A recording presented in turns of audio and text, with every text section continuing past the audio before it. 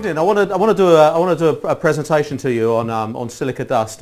You see the badge up in the top here called the Quarry's Partnership Team.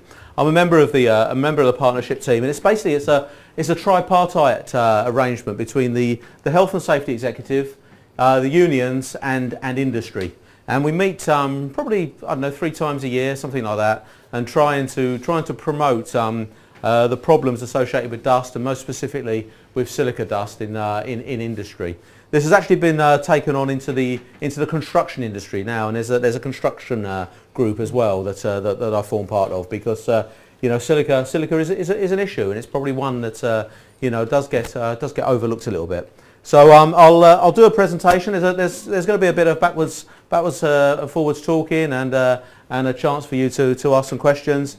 Got an exam or a test about 8:15. We should be done just after 9. Hey? No? Don't worry, the jokes are going to get worse than that. Don't worry. Okay, let's get into it. There's some areas that we really want to cover. Maybe understand a little bit more about what silica dust is. Where might you be exposed to silica dust? And you can see, you know, this presentation really, the idea behind this presentation is it's something that the industry is going to be able to take out to sites and deliver to the lads at the sharp end, because they're the guys basically that are going to be facing most of the issues and getting most of the exposure. So the idea is that this is going to end up out in the workplace, maybe for some of you to deliver to your teams in your workplace. So we're going to look at where might you be exposed to dust, how it can affect your body, and what you can do to control exposure, because a lot of the exposure is in the hands of the person that's actually doing the job. And if they take a little bit more care and consider silica a little bit more, then we can actually you know, sort of get rid of the problem a lot quicker and a lot easier. What is silica dust? Well, you know, there's myths out there. You know, it's natural. It can't be harmful. But in actual fact, there are some substances out there, some products out there that, even though they are natural, can still cause problems, can still harm you, and stone dust can do that, and stone dust can lead to lung disease. So the very fact that it's a natural product doesn't always mean that it's safe. You know, so that's something to be aware of. And it's, I suppose, what we're trying to do here is trying to sort of break down that you know, that lack of understanding of the fact that you know, that silica can hurt you, can harm you. In actual fact, you know, all dust can be harmful if you're exposed to a lot of it, if you're exposed to large quantities of it, whether it's limestone, you know, gritstone, even sand and gravel operations. If there's too much dust, it's going to be a problem. But some dust cause more problem than others, and in our industry, in the quarrying industry, it's the silica element, the silica dust, that causes the biggest problems and can give the most harm to individuals.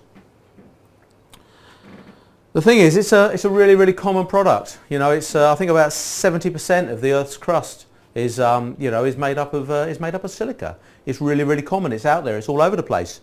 You know, you walk down the beaches, you know, local to here, and you're walking on, you know, 100% silica.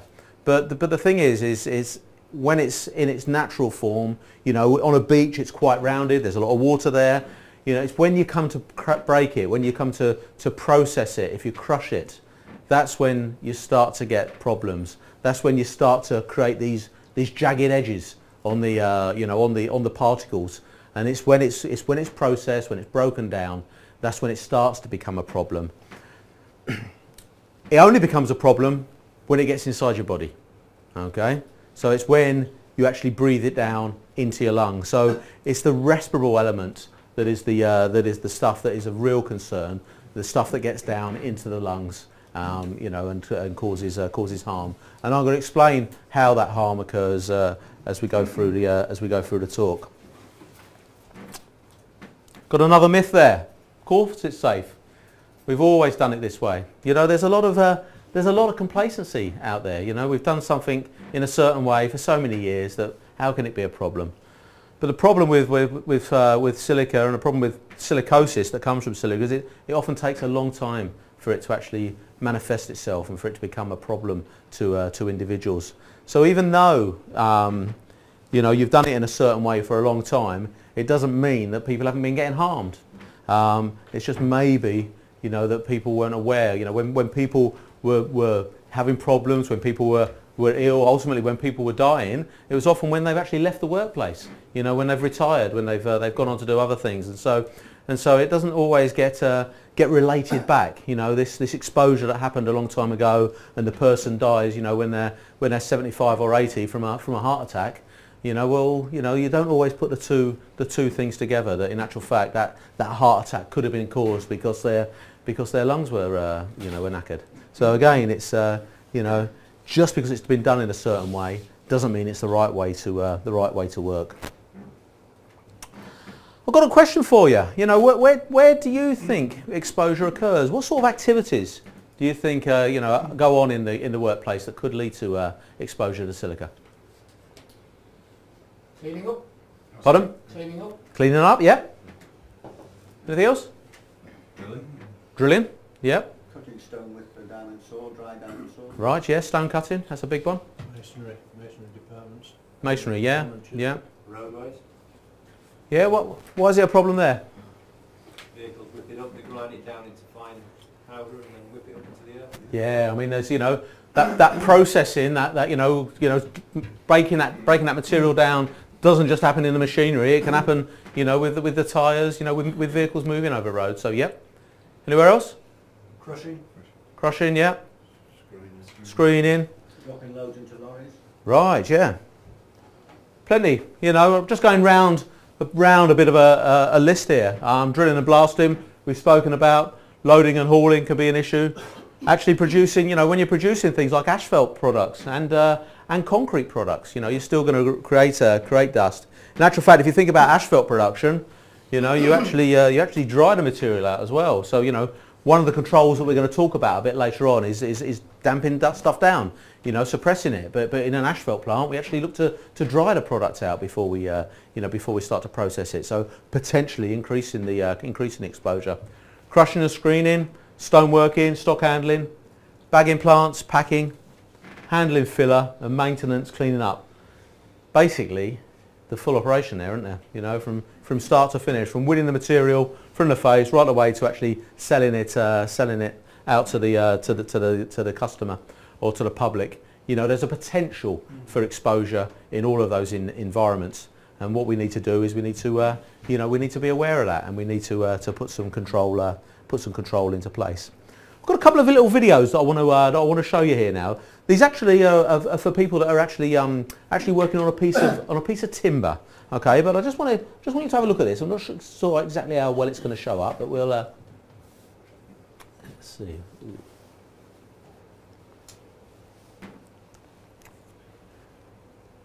You see this guy sanding a bit of wood there. Does there look like there's much of an exposure there?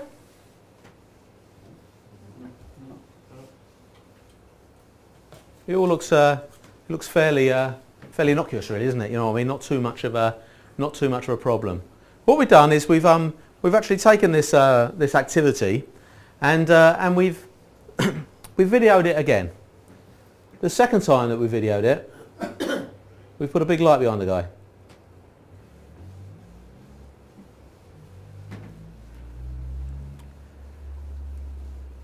Doing exactly the same job on the same bit of wood. Now do you start to think there's maybe a little bit of a dust problem there? Yeah? If you actually look at this, you can actually start to see in a minute this dust actually moves up right into this guy's breathing zone. You know, and I think one of the problems with with dust and with silica dust is that it's not the stuff you can see that's the problem.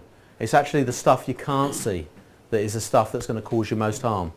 Has anybody in this room worked in a dusty environment? Yes. Yeah? Has anybody after they've come out of that dusty environment blown their nose into a hanky? Yeah. Yeah? What have you seen? Shy. Yeah? Can we make sure we get that on the video that we're going to do later? It's a great way of describing it. But it is, isn't it? You've got this black shit, scrap, whatever it may be, that's and that's the stuff that your body has actually been able to stop getting into your lungs. Okay, so that's probably the larger element of the dust, Because what you've got in your body is you've got quite a lot of natural defence mechanisms. You've got the saliva in your mouth, you've got the hairs in your nose, you've got the bogey in your nose. All these sort of things are actually stopping the dust actually getting down into into your lungs. And but there's a hell of a lot of it that gets through, that gets past. The really, really small stuff is the stuff that that causes problems. Another myth there.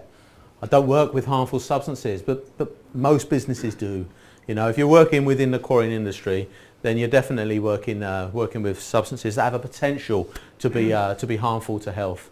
And once you breathe in some of these substances, they can attack the nose, the throat, and the lungs. I've got some statistics here from the Health and Safety Executive back in 2010-11. I think the thing with this is that when I've been practicing health and safety since the early 90s, and it's definitely true that the safety side of health and safety has definitely been at the forefront of industry, and especially the quarrying industry. To be fair, we still talk about the number of people that die in the workplace. We still measure reportable and lost time injury accidents. Probably most companies around the table here in some way are recording those sort of things. But when you actually start to look at the numbers, in actual fact, it's not the safety side of health and safety where the big problem is. The big problem is with the health side of health and safety. 171 people die from workplace accidents. Roughly one person a day, statistically, one person per working day. Yeah, it works out that. But when you start to look at 8,000 people are dying from occupational cancer, 4,000 from COPD, which is basically your lungs blocking up with harmful substances. Illnesses such as asbestos, about 4,000 deaths from asbestos each year, and there are around about 500 people die from silicosis. But again, these numbers, just aren't really very well known within industry in general. There's been a massive push from an asbestos point of view, and the HSE have really heavily promoted the asbestos because there's so many people dying from it. But silicosis still has a massive effect. If you look at the number of days that are lost, 29 million working days are lost each year. About 5 million are down to accidents in the workplace. About 25 million are down to ill health. It's 5 or 6 times the number of people that are off due to ill health. Yet business tends to focus its efforts on safety, and we need to start focusing more on health. And that's why we're pushing this dust issue within the industry. I want to show you basically a very short video here. It shows how the dust basically gets into the body and what it does to the lungs. This video has been put together by basically some occupational health specialists over in Canada, and it's very short, very simple. Some of you may have seen it, and we can have a chat about it.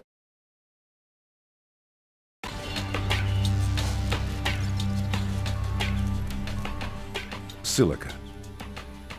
It's one of the most common substances on Earth. It can be found in materials like sand and rock, and building products like concrete and brick. When a worker cuts, grinds, or drills materials that contain silica, dangerous crystalline silica dust is released into the air. As the worker breathes, silica crystals flow into his mouth and nose and down the air passages deep into the lungs.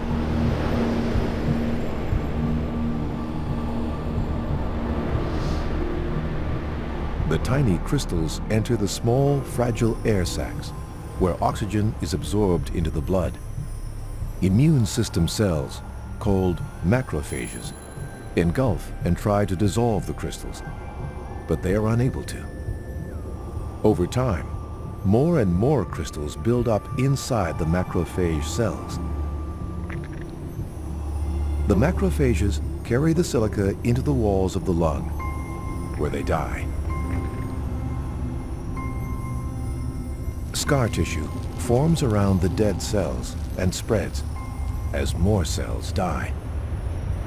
This damage can continue even after the exposure to silica stops. Eventually, so much scar tissue forms that the lungs can no longer function. For information on how to protect yourself from silica exposure, visit worksafebc.com. Has anybody seen that video before? No? No, okay. You know, quite short, quite straightforward, but I think it gives a good good idea on how the how the exposure occurs and how it gets down into the into the lungs, and basically what happens is it starts to show up on as scarring on the lungs. Does anybody in here do any health screening, health surveillance in their businesses? Yeah, no, probably as far as you probably go at the moment is the lung function test, where you're blowing down that hollow tube. Yeah, quite difficult, isn't it? You're there, you're trying to blow, and you've got this bloody nurse going, keep going, keep going, keep going. You're trying to expel as much air as you possibly can. What they're trying to do with that, the reason that they're doing that test is really to try and determine your capacity of your lungs. Okay, because when this scar tissue starts to form, what it happens is your lungs are very flexible. And when they're undamaged, because they can flex so much, you can actually get a larger volume in. As they start to get damaged, they start to stiffen up. It's called fibrosis. It's stiffening up, and when that happens, your lung capacity drops. So that's why they're doing that test. They're getting you to blow down that pipe to really see what is your lung capacity. And so for your age and for your height, your build, there's an average, and it will see whether you're above or below that average. It can sometimes be a little bit misleading. I had to actually deal when I worked for Hanson a few years ago. I had to deal with a case of silicosis on an employee down in South Wales, and his lung function test was amazing. He had a fantastic result because he had so many attempts at it. Because every time he went to a GP, every time he was referred to an occupational health consultant or whatever it may be, the first thing they said is, do a lung function test. Let's see what your lung function is right. And he got good at it, and that can happen. You can get good at doing it. But generally speaking, if you're only doing it every 3 years or every couple of years, then it's a pretty good test, and it gives you an idea of where you are. Just because your lung function's down doesn't mean you've got silicosis. It doesn't mean you've got a problem with your lungs, but it could be an early indication. Does anybody in here smoke? Bloody hell, eh? Wow. Eh? Now that is impressive. Eh? That's good. But no. The thing is if you do if you do smoke, then what you're actually doing is you're introducing a really fine fume down into your lungs, and it actually gets down into the base of the lung, very similar to how it was shown in the video, and actually it splits open the little sacs at the end that start to bleed. That's something to look forward to, isn't it? But the thing is that does affect your lung function as well. So people who smoke, their result tends to be a little bit lower as well. The sort of symptoms that you can get if you get exposed to too much dust, irritation in the eyes, skin, nose and throat, but you can have these lung problems such as COPD, which, as I say, is the blocking of the lungs, bronchitis, silicosis, and ultimately it can lead to lung cancer. So and people that smoke are more susceptible to these diseases. And silicosis, even though silica in itself currently isn't classified as a carcinogen, it does. People that have silicosis are more likely to get lung cancer than people that haven't got silicosis. So again, it's really important that we make people aware. Another myth there. What do you expect? It's a dirty job, but why does it need to be that way? I've worked in the industry a lot of years, and I know a lot of fitters, or I've met a lot of fitters that if they weren't covered in shit, they didn't think they'd done a good day's work. And that isn't how it should be. You look at mobile plant fitters. You think about a workshop on a quarry and the state it's going to be in, and there's guys that are working in companies like BMW you know, that are doing similar activities, but in a completely different environment. You know, but our industry has just sort of accepted, you know, the standards that we have are pretty low, are pretty crap, basically. You know, and we need to change that. You know, and it's the only way that the industry is going to move forward, the only way that the industry is going to change is if the expectations of everybody within the industry starts to raise. So, you know, so if you're seeing people, if you've got people that you're working with, or you've got people that are working for you that are covered in crap, whether it's dust, whether it's oil, whatever it may be, don't put up with it. Let's take that up. Let's take that standards a little bit higher. You know, and let's actually start to make that kind of behaviour the wrong thing to do rather than the accepted norm. But it can only happen if people in the room and people in the industry want it to happen. If we want to carry on being exposed and working in shit environments, then you know, don't do anything. But that's not the answer. We've got to move things forward. So we've spoken quite a bit about you know, about what silica is, how it's caused, how it actually how it causes problems in the body. I want to show a video now that starts to introduce some of the control measures. It talks a bit about how it gets exposed, but it also talks about the controls as well. So I'll show this and then we'll have a chat again. Welcome to my experimental chamber. Let me introduce you to Dave. Not very human looking, except for one thing. Dave breathes. The chamber can be sealed and filled with fine dust. Now in normal light, it's white, but in UV, it glows, which helps us to see tiny quantities. Once the chamber's sealed, Marty will blow in a tiny bit of dust. Then we'll keep doing that until we can clearly see the dust in the air, the type of level that Dave would know is dangerous. Then we'll stop the experiment and examine Dave's lungs to see if any of the dust has got in. Marty has injected some stone dust into the chamber. You can see it go in, but once it's dispersed, under normal lighting it's completely invisible. Nothing is showing in Dave's lungs either. But if we switch to spotlight, the stone dust is revealed. The dust is still hard to see in the air. Give us another. But something's showing up in the lungs. Oh no, hang on. Can we dim the lights, please? So here we go, one lung. Thank you. Once the lungs are opened, there aren't large amounts of dust, but you can see that the inside is glowing under UV. Although the nose and airways are quite good at trapping dust, because this dust is so fine, it gets sucked deep into the lungs. Even at low levels, repeated exposure like this, just a little bit at a time, over the years, could cause lung disease and may cause death. With the chamber cleared of dust, Marty goes back in. If possible, avoid breathing in the dust in the first place. That means working in ways that minimise it, for example using extraction equipment or damping down. You should always wear a mask and make sure it fits correctly.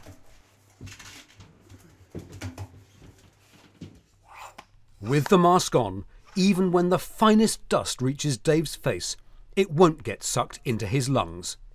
And under UV lighting, his lungs stay clear.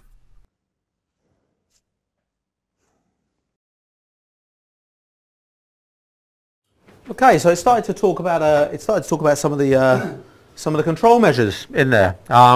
It mentioned about enclosing the exposure, extraction, suppression, and what we've put together is this controlling silica dust. It is easy.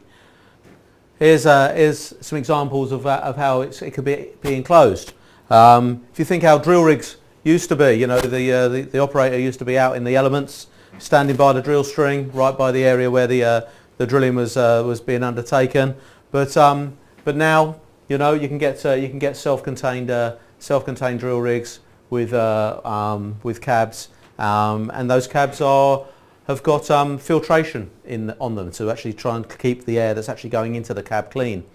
Moving the control room. rather than having the operator sitting right by the side of the processing, the operation, whether it be the crushing, the screening, whatever processing is going on, but actually let's move the operator away from that particular area into an environment that we can put a lot more control in. You can see again on here, there's some filtration that's actually on the cabin there, so that again clean air is being put into the working environment. And on the screens here, we've got some some encapsulation that's over the top of the screen. That example looks quite good. It looks a pretty good fit. Everything seems to be in place. But I've walked around many screen houses where these these covers are ripped to buggery and missing because they're awkward. They get in the way a little bit when you're having to do some maintenance work. So people don't always put them back how they should have been. But in actual fact, it's a control measure. It should be treated exactly the same as a guard.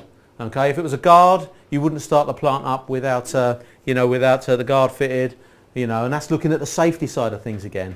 But if we considered this as a health guard, then those sort of things should be in place as well, so that before you start operation, we're getting the health protection as back in place and working effectively. Extraction. Again, there's some very clever ideas on the that are available now. This particular setup here is you've got a transfer point, and basically when material is transferring, that's when dust can be generated. And on this head drum, there's actually linked into the drive of the conveyor is a fan and a little cyclone. So what's happening here is when the conveyor starts, the the air in that environment starts to get sucked off through a cyclone and then down onto the conveyor belt underneath. So you're actually saving some of your products as well. That's not getting wasted. You can have ducting and extraction on things like dryers. Again, transfer points to the top of bins and silos. But again, these things get holes in them. They wear.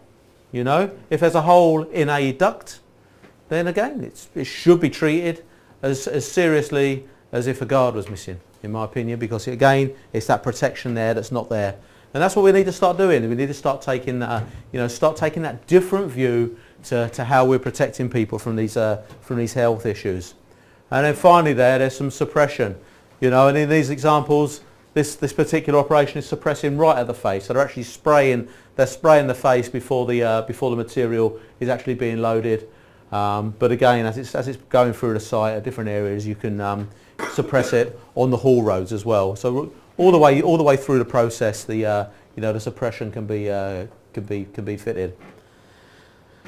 And here, use a vacuum rather than a brush. How many people in the room here have got vacuums on their sites or in their areas? Yeah. And what sort of vacuums have you got? It's a big industrial vacuum. Big, yeah. Okay. Right. Okay. Quite a big one. So you've got a big industrial vacuum there. Okay. The problem with vacuums, okay, is you can get vacuums that are effective and you can get vacuums that actually cause a problem. Because what happens with a vacuum is you're sucking the air up from that environment, it's going through the machine, and then so that it doesn't build up with pressure, it actually releases air out into the working environment behind where the vacuum unit is. If that material that's being released isn't properly filtered, then in actual fact you're picking up all the dust that's on the floor there and you're throwing it up into the air. So you need to make sure that the kind of filtration that you've got is called HEPA. Okay, a HEPA rated filter. You talk about a big industrial vacuum. What do the guys do who operate the mobile plant, who operate in the shovels, who are operating the the mobile plant? How do they keep their cabs clean? Anyone? Do you have vacuums for them? They use a brush, don't they? What's a brush doing? What kind of covering have most bits of mobile plant seats got? They usually have canvas ones. You're starting to have canvas now, is it? No. In my experience, they mostly have canvas ones. Okay. Right. PVC, Eh? PVC, I mean, most that I've come across is some kind of cloth. You know what I mean? You bung your hand into the seat, you get a big cloud of dust that comes up. You know what I mean? So that tends to be how manufacturers are supplying mobile plant into our industry. You can get covers to put on them. you know, to try and reduce the amount of dust that actually stays in the in the seat, you know, or keep it to a minimum. But wherever the exposure is, you know, let's give the guys the tools to actually be able to remove the dust away from their environment without putting themselves at risk. Let's try and remove the need for them to brush, you know, wherever it is, you know, and they can either damp it down or they can hoover it away.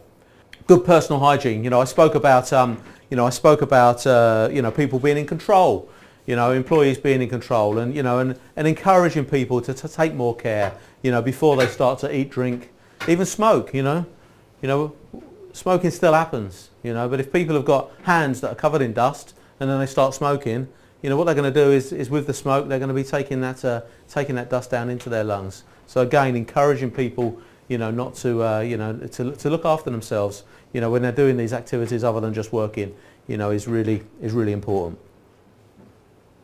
The kind of respiratory protection that that we want to be looking at is what's called an FFP3 filter. You tend to find there's FFP1, FFP2 and FFP3. They're the three types that are most common in our industry. So you want to be looking at that, and you want to be making sure you get the right kind of dust mask. Because as the video says, you know, we want to be encouraging people to actually wear the dust mask. Even though respiratory protection and PPE is the last thing that we want to be thinking about, we do want to be encouraging people to wear it if they're going into these dusty environments. But it's got to fit them. There's a thing here called a face fit test. Has anybody in here undertaken a face fit test? Oh, we've done it, yeah. You've done it, yeah. You know, because I mean, I'm having a look around the group here, and you know, and I'm saying, you know, thank God actually, you know, everybody's face is a little bit different, you know, and I'm looking at some of you and thinking, thank God I don't look like you. You might be doing the same. Eh? I don't know, but because everybody's face is different, it means that a standard dust mask doesn't fit everybody's face the same way, you know, and that's where this face fit testing comes in. Is because it actually is trying to determine the right kind of face mask for the actual individual. And also, people have got, you know, some people have got moustaches and beards. Okay, in November, you know, quite a few people were growing moustaches, you know, and if they were working in dusty environments, then you know, then again, that seal isn't as good. Face fit testing is, you know, is important. Let's get the right kind of dust mask, you know, for the individual that actually fits them, that suits them. Once stuff's used, then let's throw it away. You know, let's get rid of it. You know, if the stuff is dirty, then let's you know, get dispose of it. What do you consider one use? If somebody's in a dusty environment all day, how long would the mask on the picture last for before they need to change it for another one? Ooh, I mean, it's going to depend on a number of things. The kind of activity that they're doing. You know, if they're doing something that's particularly strenuous, you know, then you know, it's going to break down. It's going to deform very, very quickly, that kind of mask. And so it's you know, it might be 20 minutes and you've got to replace it. You know, but it could be you know, a couple of hours. But I think what we really need to be looking at is why is the person actually working in that environment for such a length of time, and can we actually look at some kind of engineering control to actually try and stop the exposure to the dust in the first place. You know, and that's what we want to try and be focusing in on. But you know, it's, you know, it really is going to depend on what they're doing. I think the thing with you know, with silica is about every single exposure is important. You know, and it's about trying to change the way that people are thinking. Oh, I'm only gonna whip through that you know, through that crushing house, or through that screen house. You know, I'm only going to be in there a couple of seconds. You know, just as I'm walking through. Well, you know, that is still an exposure. That is still potentially exposing you to the dust that you're going to take down into your lungs. You know, what we want to do is we really want to try and minimise the amount of times that people are actually exposed, because exposure increases the risk of developing a respiratory disease. And if you've got, you know, if you've got high dust levels, you've got a greater chance of getting a problem. If you're in the area for a longer time, you've got a greater chance of getting a problem. And if you combine the two together, then the risk starts to get higher and higher. You know, so what we want to be doing is challenging. You know, we want to get you know, get our employees, get our people to actually challenge the environments that they're working in, and actually say, you know, what are we going to do about this? How are we going to you know, minimise the exposure? Because as I said, you know, it's about the people that it you know, that it affects not just the people at work. Okay. We want to make sure that that people are aware of what's expected of them. So as a business, you need to do a cost assessment. You need to look at dust as part of your cost assessment. You know, people tend to look at the chemicals that they've got in the workplace, but don't necessarily class dust as one of those chemicals. Once you've done a dust assessment, a cost assessment, then you need to explain the findings to your employees. Keep the workplace nice and clean. Keep the work clothes clean. Wear the right PPE. And if there are any issues, you know, if there are issues with ducting, if there are issues with you know, with people getting exposed in certain environments, then make it part of your health and safety committee. You know, when you're having a safety committee, again, the very term safety committee, you know, include health as part of that meeting, as part of those discussions, because it's about protecting the individuals so that we don't actually affect the people that are important to those individuals, the ones that are left behind. What sort of things do you think you could do differently when you go back into the workplace over the coming weeks and the coming months? Have you got any ideas? Has this provoked any you know, any ideas, any thoughts for what could be done? Toolbox discussion with the team. Okay, yeah. Just to reassess what the exposure levels are and how people are dealing with it. Setting the best possible standards for yourself and leading by example, I think. Okay. Improving what you're doing when you're out there. Again, just asking a general question here is, you know, how many people around the table here have had dust assessments done on the sites that they work at? Yeah. Yep. Does anybody know what they meant? Yes. Yeah. And do your employees know what they mean? Yes. Yeah. They know what the numbers mean. They know what the exposure is. Brilliant. If that's the case, that's fantastic. But again, sorry. We got Vibrock who did it to actually do as a toolbox talk. Fantastic. That's great to hear. You know what I mean? Again, I go into a lot of businesses. You spend all this money having these assessments done. This nice report gets put together, and it sits in the filing cabinet. You know, and the guys at the sharp end never really get to you know, to find out what the results mean, or never have it explained to them what it means. So if you're having that sort of stuff done, then that's absolutely brilliant. Anything else?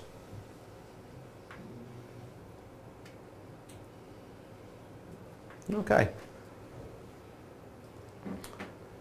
Gents, I mean, I've sort of finished there. You know, unless there's any other questions that anybody has got, then you know, thanks a lot for listening. And I'd like for everybody to show their appreciation in the usual workplace.